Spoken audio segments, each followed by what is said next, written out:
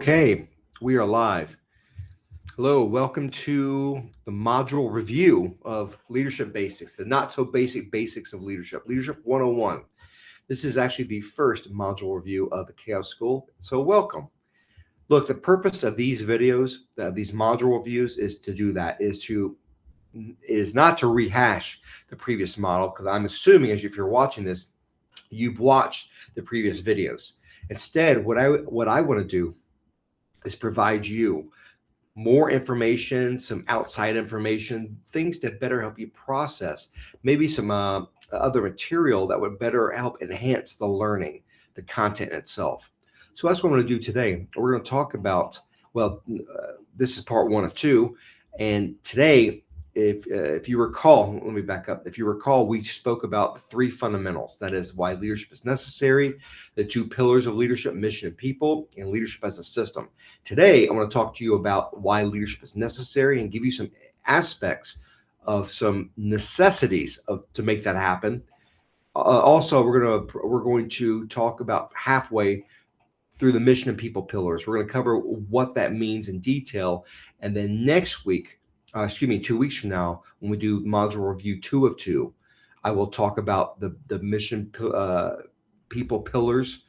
I'll break that down in behaviors to really help you understand why some people gravitate towards one or the other and what that looks like. And finally, to talk to you about leadership as a system and what that looks like in practice. So that's what we're doing here. And so right now, I want to go into why leadership is necessary, that fundamental number one, okay? And if you recall, I said, what is that? The ROI of leadership is adaptation, is being able to adapt, to plug in the gap between reality and expectations, really to compensate where strategy isn't fulfilled the way as planned. Remember, strategy, like planning, is never executed as expected.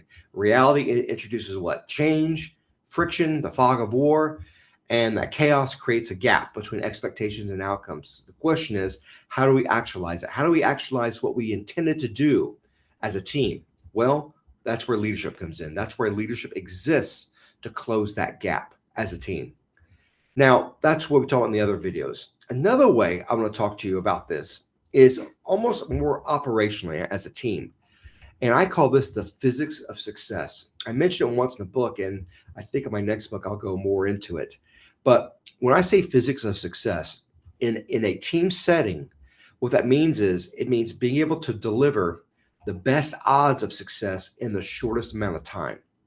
So a leader, what their value is taking the many aspects of a team in terms of people and the personalities, their strengths, their capabilities, their particular talents, and coalescing them into one unified force, one whole, unifying all the parts into a whole. And by doing that, the team operates as a cohesive, a highly effective unit that can deliver the greatest concentrated effort at one given time. And why do you need that? Well, look, the longer a mission is, the longer a project is, the greater the chance of error, the more tired people become, the greater loss of resources. So you want to have the greatest amount of punch at one particular time, so you can just get the mission over with fast, hit it hard, and get it over with. That's really the value of leadership in terms of operationally speaking. So it's coalescing all those people into one. And you got to realize, though, that right there is a major element that cannot be overestimated. Leadership, in a sense, is almost like a linchpin to all those pieces. It puts them all together as one unified whole. Now, I wrote about 2 examples in the book. I wrote many case studies in the book, my book, Strength and Chaos, and I'm going to cover two of them to really talk to you about how important the role of leadership is in that respect. You really cannot overestimate just how important it is. And one example is George Washington. George Washington and the American Revolution. So many people say have no clue who Washington is, other than that he's on our currency and he was our first president. But during the American Revolution, if you read a history about it, he does something which is very, very rare. It's one of the very few times that he proves himself to be the indispensable man. He has such an effect on the Continental Army, which is it's the means of the Americans resisting the British, of not being conquered by them. So despite the many losses he has, and I think really in the battlefield, I think he probably had more losses than victories, but his leadership kept the momentum alive. It kept the revolution alive by keeping the army alive. And one of the most famous examples is in 1776 in Christmas. He takes just several thousand, I think it's just 2,000, 2,500 Americans across the frozen Delaware, attacks the British, the Hessians overnight. It's a small victory. It was at Trenton, then Princeton. These are small victories, really pinpricks, but they're moral victories. And those moral victories are what kept the Continental Army from dissolving, despite fighting the world's greatest superpower, the British, Britain, the United Kingdom. So you got to keep that in mind, that in that respect, Washington, as a leader, kept an entire revolution alive. On the other hand, there's a leader I write about in Turmoil, the chapter Turmoil, about incompetent leadership, and that's Panfilio de Narvaez. Narvaez was the Spanish conquistador who was tasked to hunt down Hernan Cortez, who happened to be fighting the Aztecs. And Narvaez he went from Cuba to Mexico, and he had an army which is 3 times the size of Cortez. He had secure lanes of reinforcement back to Cuba, fresh army, fresh reinforcements, more gunpowder, 3 times the amount of gunpowder, armor, cannon, weapons. He had everything except leadership. So despite having all these odds, his leadership was so poor that he allowed a genius like Cortez was able to trounce him, just trounced him, and had a decisive victory. I mean, so decisive that it was over in a matter of minutes, and Cortez took his entire army. So it's interesting. Leadership is so important in life and in team activities. Okay, so you're going to see where I'm going here. There's a real functionality to it, and it really is. A great leader can take a team in pain, suffering, in major chaos, and still see them not only succeed, but maybe exceed expectations. A poor leader can take a great team with so many resources and absolutely sink it, despite all their advantages. So I really want you to consider this. If leadership is a necessity, then you have to understand this. There's such a great premium on being a leader in society today. I mean, just the term itself, has great accolades to it. Who doesn't want to be a leader? The challenge is that leadership, quote unquote, leadership can be a trap. You see, leadership becomes a trap when it replaces purpose, personal purpose, instead of serving it. And what I mean is, people step into leadership positions to feel important. Some people do because they have no purpose in life. So what do? They gravitate toward the things that society rewards, and what happens? That shifts their decisions away from producing results and instead towards protecting their identity or their perception as being someone important. So what does this mean? To be an effective leader, you have to have purpose. And you cannot confuse leadership with purpose. Leadership is not purpose. If you don't have something real you're trying to accomplish in your life, then your leadership will drift into, you'll be egotistical. You're going to seek validation through others. You are going to seek control for control's sake. In other words, leadership is a function. It cannot be a source of meaning.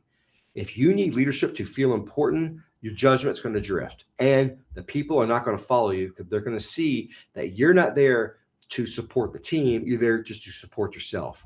And by implication, you're going to use them as cogs in the wheel. That's not going to be helpful for you.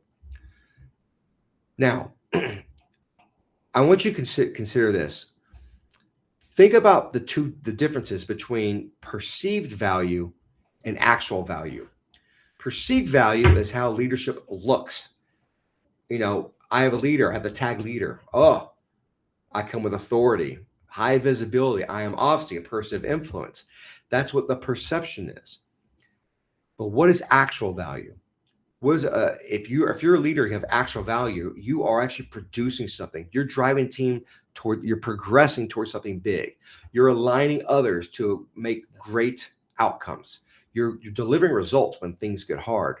You want to go to actual value. I mean, they're both important, but the person who has no value is only looking for perceived value because they don't know how to do actual value.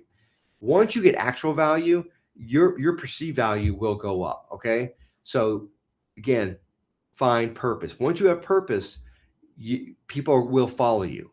If not, they're going to see that you're out there for something other than the mission. But the challenge you're facing today, and this is a big challenge, by the way. Most leadership content today treats leadership like a moral role. A moral role. You're a shepherd. You're the keeper of people. You're here to make everyone's life better, to help them to develop into, to blossom, to be great humans, have a great life. Those sound good, but that's not what your company's hiring you for. If you start your own company, you're not hiring leaders to become the saviors of other people. You're there to actualize your vision of success. And teams are a way to do that. Teams serve the function. Leaders serve a function. And if they make people's lives better, perfect. The happier they are, the more engaged they are. The more engaged they are, the greater the success the team will have. But the challenge is today that so much leadership content that you're being exposed to, it's not about substance. It's about perception. It's really about perception over reality. Just by hugging the term leadership, absorbing it, wearing it, that does not make you meaningful, doesn't give your life meaning. You have to find your own life's meaning. What do you want to be when you grow up? You have to answer that. And I tell you, not only do you have to answer that, you have to help your people answer that. Because once you do that, what's going to happen is you're going to achieve what I call productive purpose. And I write this in the leadership chapter in my book, Strength and Chaos. Productive purpose. Productive purpose is an absolute necessity in leadership. And what that means is it is the alignment between your own meaning in life, what you want to be when you grow up, and how you tie it to your actual position in your role. Meaning, when you go to work, you're not just going to work to collect a check. You're going to work because you know it's benefiting you. You're progressing down this lane that it's going to actualize your potential. The things that you want to do, the job you're doing is going to help you do it. So why does that matter? When obstacles come in front of your way, when challenges come in front of your way, you're not going to freeze and be like, oh, I don't know what to do. I'll wait for someone else to tell me. No, you're going to take the initiative. You're going to jump up and be like, I got this. I'm going to absorb the heat, the chaos. I'm going to jump into the fire. Why? Because I know it benefits me. I know what I'm doing is going to support me, and I'm going to learn something from that.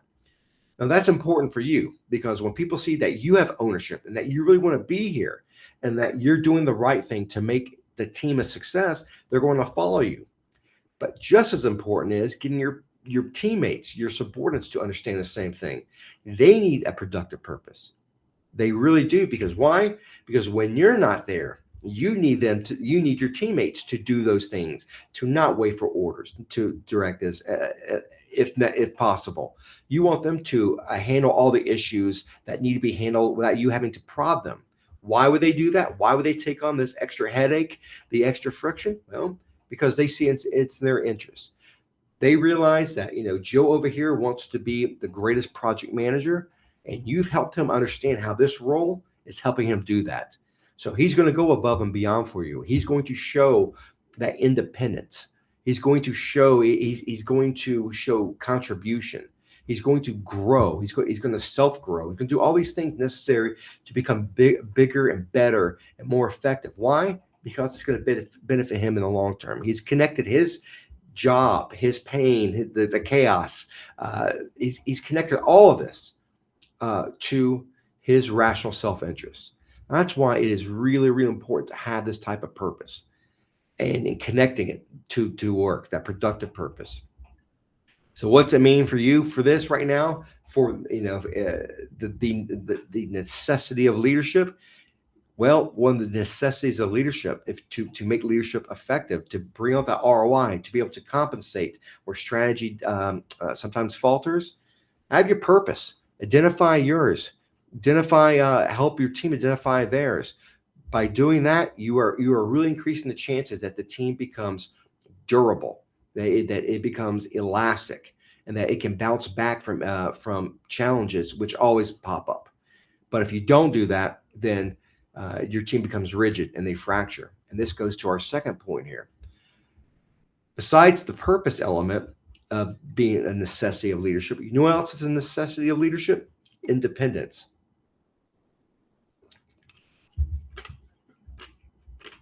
Think about this. The ROI of leadership, the return on investment, is the ability to adjust in real time, to keep people aligned as a team, motivated, and to keep the team progressing despite the chaos around them. What happens when you're not there? Well, you're not there to lead the team. Does the team just stop? Do they just keep doing their task? Does the driver of the car, is the car now driverless and everything just waits until the driver comes back? Or does someone get into the driver's seat and keep moving the car forward? Independence is an incredibly important aspect of life and of leadership. I know it's counterintuitive. I know they always say there is no I in team. Well, that's true, but there is a me. There is an me. The fact is, we all have independent, but we're all independent in the sense that we have independent judgment. We all make different decisions based on our experiences. What you need to do is ensure that you're not trying to create a team of dependent pawns on a chessboard. You're not the chess master moving inanimate objects. No, you're working with people with fears, loves, aspirations, ambitions, and different ways of doing things. You need to promote them to use their own mind, their own ingenuity to overcome the obstacles that are coming your way. You want an independent team. Why? Because again, independent team means they're elastic, that they will move, they'll act without you. If a new project comes and you're already buried, the team's already buried, I know you're overworked, a new project comes, do you want to wait? Do you want your team to sit there and wait and like, okay, we're going to wait till Kevin comes and tells us what to do? Or you want them to take the initiative to coordinate, to speak to people around them, like, hey, this is coming up, to divvy out the task. And by the time you tell them, like, hey, boss, done it, man, that's what a great professional team does. But by contrast, a dependent team is rigid. Why? Because they can't move or act without you. They just sit there waiting for you to tell them what to do. And the challenge for you is that you have to be everywhere then, and you have to know everything. Not exactly practical. Independence is an incredibly, incredibly important aspect of leadership. But I want you to consider this, though. There's a difference between independence and independent.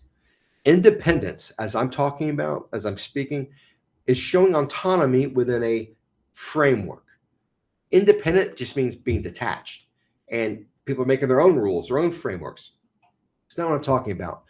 You need people to show independence. You need them to show their certain level of autonomy. But you as a leader have to create that framework where they stay within it. If you don't do that, then they're going to be detached and they're going to make up their own rules, their own systems as individuals, and they're not going to work. They may work with one or two, but they're not going to work as a team.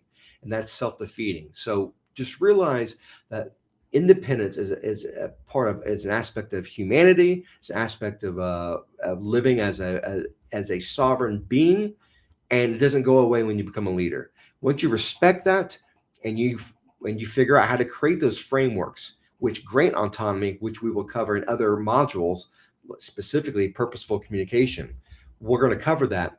But I just want you to realize that independence as human does not go away when people become subordinates or a part of a team. When you're hired to a company, you're not surrendering your independence. That's ridiculous to think that. And there are people who do think that when you become a team, you just throw it away. That's ridiculous. You respect the people's independence and the fact that they need a purpose in life. You do that. And I tell you, your life as a leader in chaos is going to be much easier than those who try to reject that. Now, why is all this important here? Because once you understand that the role of purpose, productive purpose, and the role of independence, you're going to recognize that this is a bridge to learning how to relinquish control in a smart, prudent way. By the way, the art and science of relinquishing control as a leader, this is called mission command, and it's level 3 constructive chaos. It is a particular it's a philosophy of leadership. And it is absolutely not just good, not just great, a necessity for leading teams in chaos. And that's something we're going to cover later on. So I just hope, though, in this pillar number 1, when we talk about the role of leadership and why it's necessary to lead a team in terms of compensating where strategy might falter, or the physics of chaos, coalescing everyone into that one cohesive unit. I just hope you understand the human element too, because it's very important. And if you ignore it, you do so at your own risk. Now, let's move to fundamental number 2, the 2 pillars of leadership. And if you recall, they are people versus mission, or people versus mission-oriented focus.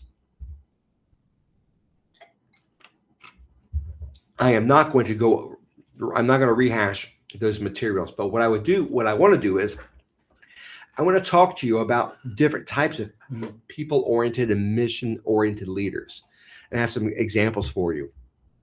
The next session, the next module review session, I will discuss the particular behaviors, and you're going to see which behaviors are mission and people-oriented. But before we go to the behaviors, we have to appreciate that these 2 fundamental orientations of leadership exist, and they are very different. They're very different. If you recall, mission-oriented leaders are what? They're about the means. They're about focusing on the goal, and a team is the means of doing it. People-oriented are focused on the team, making sure that the work is fun, that's engaging, and once you do that, the mission comes. This mission success will come. So I want to give you 2 examples of people I've seen in my experience, 2 people-oriented leaders in these examples of some mistakes I've seen, just so you understand when you don't recognize your particular behavioral profile and thus your preferred leadership style, communication style. I want you to see how it can go if it's not understood or even controlled or deployed the way it should. So take this example. This is example number 1, people-oriented mistake number 1. A highly extroverted, people-oriented leader promotes a vice president. There's a VP in a company. She wants a promotion. Well, this highly extroverted senior executive who's very people-oriented likes her. They have a very strong relation. So he promotes her to SVP, senior VP, because she wants it. She's been politicking for it for a while, and he's like, you know what? I like you. I trust you. You're a great person. I love your work. He does it. So he promotes her. But the fact was, she wasn't ready. She was both lacking in the skills, the executive skills, the mission-oriented skills, and even the confidence of the role. You see, he ignored that. His intention was to reward the relationship that he had with her, and also to invest in someone he believed in. But the result was opposite. She was set up to fail, and as a result, her credibility took a hit. Yeah, it's like putting a minor league player in the pros. Look, they might be a great pro one day, just not at this particular point in time. And what happened is her career, it went askew. The trajectory was worse. It was worse than if she had not got the promotion. She wasn't ready, but because he felt guilty of not rewarding his friend, though they were coworkers, everyone to him was a friend. He set her up to fail, and unfortunately, she did too many times. And so his people-oriented behaviors, it didn't protect her; it sabotaged her. So if you told the people-oriented leader they would do that, no, I would never sabotage anyone. He didn't mean to, but that's just the way. That's the way. That's what happened. Here's another example. This is the number 2 people-oriented leader mistake number 2. A manager at a tech startup notices that one of her engineers is struggling with a workload. Okay, struggling. The guy just doesn't have great time management skills. He's focusing on the wrong things. He's not not doing his job too well. He's not managing his docket, as lawyers say. So instead of addressing the performance gap, this manager, this people-oriented manager, she quietly reassigns some critical projects on his plate to other team members. Why? To protect his confidence. To protect his confidence. 6 months later, what happens? He gets laid off in a restructuring because his portfolio looks weak. You see, she was trying to be kind to protect him, but she set him up to fail. So do you see the logic here? This happens so many times. People-oriented leaders, again, are about relationships, the team. They want people to be engaged. They want people to feel good, to want to be there.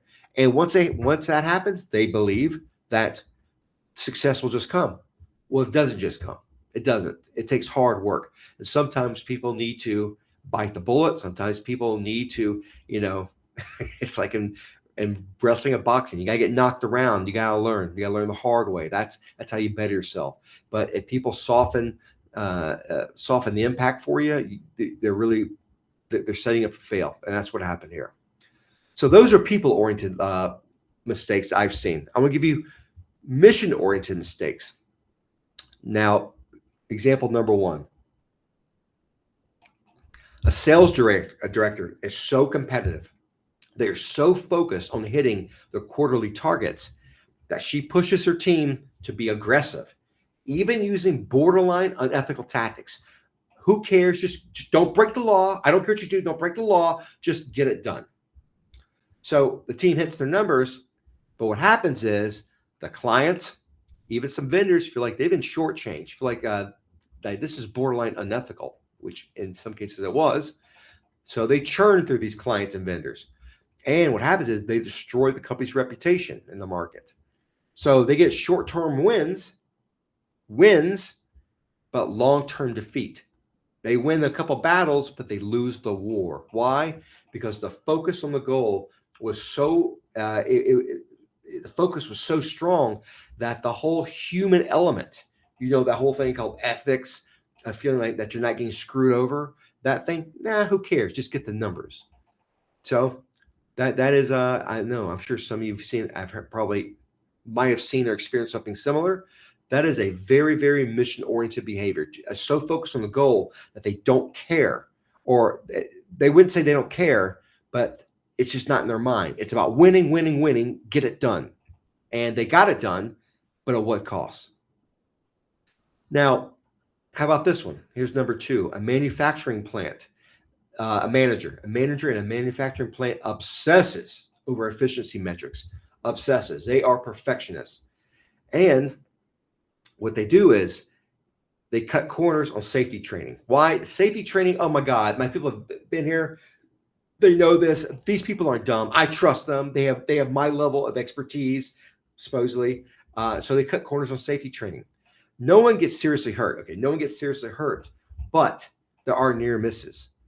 And they start piling up. They start accumulating. And what happens is the work gets sloppy, even though, believe it or not, they're having some wins. They're having some high quality wins. The near misses are piling up. And instead of going back to taking time, having some patience to get that safety training in, morale tanks. And eventually that manufacturing plant gets removed because the liability exposure is just massive.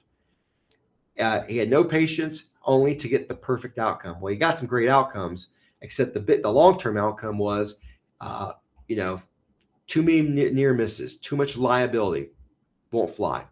So I hope you see the difference between the people and the mission-oriented examples here. I know I'm talking about mistakes here, and we'll talk about the success stories, but I think if you see them in their unadulterated, almost pure sense of what they are, without any kind of hesitation, of any kind of holdback of what people and mission look like. You see the extremes. So those are examples. Now, I want to give you a couple examples. I'm going to give you some definitions. I'm going to read some definitions out to you, and I want you to guess if this is people or mission oriented. And I'll ask you why, okay? I'll make sure to pause some. So I'm not going to give you the specific order. So I have 6 definitions I'm going to give you. Number 1, leadership is the ability to drive a team to accomplish an objective despite changing conditions.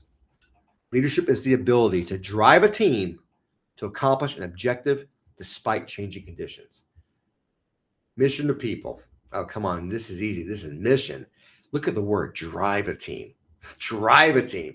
A people-oriented leader. Drive a team. They're not a car. These are humans. These are people. And of course, the focus on the objective despite changing conditions. That's a harsh, very competitive definition. How about this one? Leadership is the discipline of maintaining direction and order when the plan breaks. Oh, I like that one. Direction is the discipline of maintaining direction and order when the plan breaks. That is mission. That's another mission one. The discipline of maintaining direction and order when the plan breaks. Notice no term of humans, people, maintaining direction and order. Why? Those are means to getting the job done. Here's another example. Leadership is the ability to influence, motivate, and develop people to perform at their best. Leadership is the ability to influence, motivate, and develop people to perform at their best.